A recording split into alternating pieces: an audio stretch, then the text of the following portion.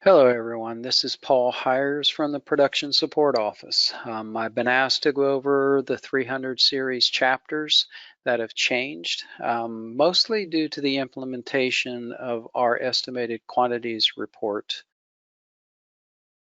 These are the chapters or the sheets that I will go over very quickly. So there's 5 roadway associated plan sheets or chapters that I will talk to, and then all of our component sets have been affected as well with the implementation of the EQ report. So let us begin with 301, the sequence of plans preparations. So here, mostly what has changed in this chapter is the inclusion of the term or the deliverable, the estimated quantities report. So if we look at table 301.2.1, you see that it is mentioned here. It begins to be delivered with the phase 3 documents and then is submitted with every phase after that. If we scroll down, so here's the phase 3 where we complete the estimated report. So this is the first time that we generate it. And then with the phase 4, we are finalizing the estimated quantities report. And then lastly, with the PS&E submittal, we are submitting the signed and sealed EQ report. Moving on to 304 summary of pay item sheet. This is the sheet that goes behind the key sheet.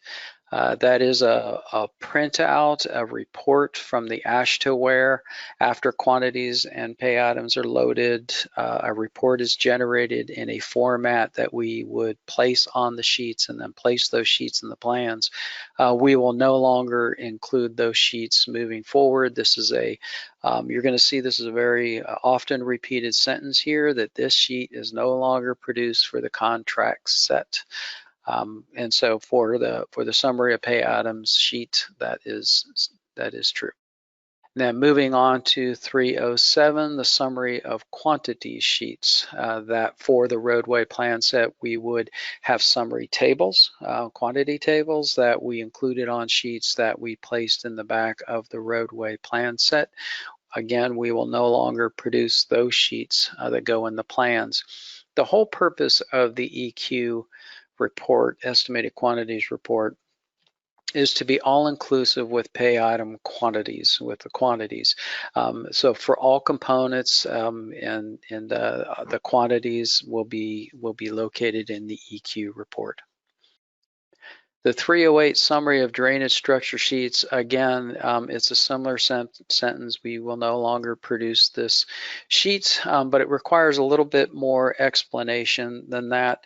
If we look at a tabulation sheet, a summary of drainage structure tabulation sheet, you can see it's in tabular form, that it doesn't use pay item numbers, but uses pay item descriptions. And then the quantities are tabulated appropriately and then reported in the AASHTO and included on the pay item sheet. So because the EQ report will now summarize drainage structures, the quantities, in a tabulation summary Excel form, this sheet is no longer needed and will not be produced. So if you're doing an estimated quantities report, then you will not do a summary of drainage structure sheet. The cross sections, if you're still required to do cross sections to be placed in your plan set, the only change here is this right in here, where our earthwork now is generated through surface to surface calculations within our model. That's expected that almost all of our projects will generate the quantity that way. And so we will not need the columns that were on the right side of the sheet that had your areas for each one of the cross sections, and then your average end volume calculation reported within those columns. So we no longer need that since we are generating quantities, earthwork quantities, using surface to surface.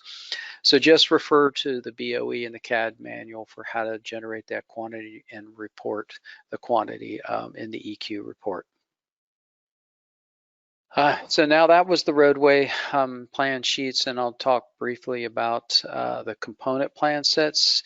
The change is the same for each one of these components in that they all had these tabulation of quantity sheets that went in the plan set.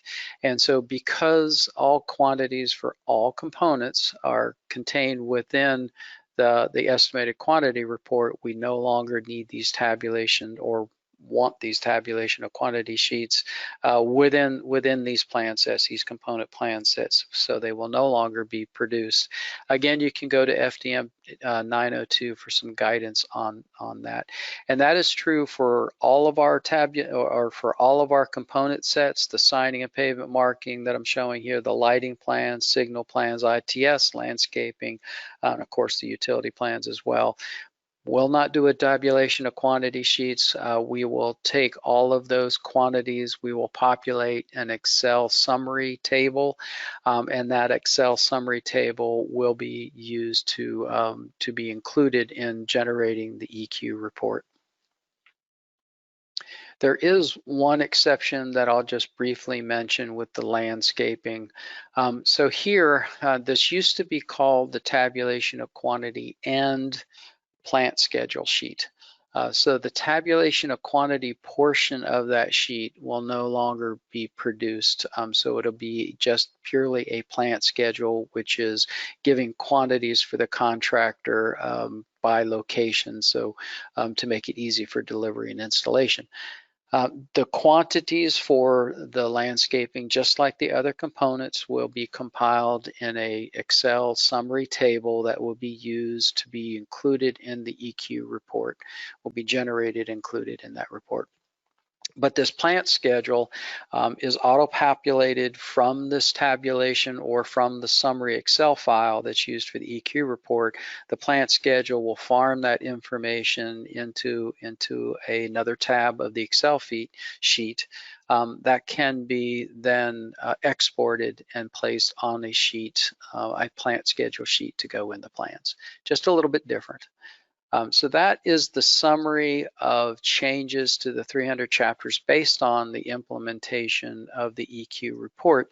If you want to know more information about what the EQ report is, what the workflow is, what the anticipated effort to produce the report is, and a lot more information that I'm covering here, in last October, there was a symposium webinar that was conducted or presented. Here's the link. You can watch this. It's about 43 minutes long, and then questions and answers at the end. Gives a lot more information about what the estimated quantity report is, about what's in FDM 902, and how to use that information to generate that report. And so with that, I am done, and the end.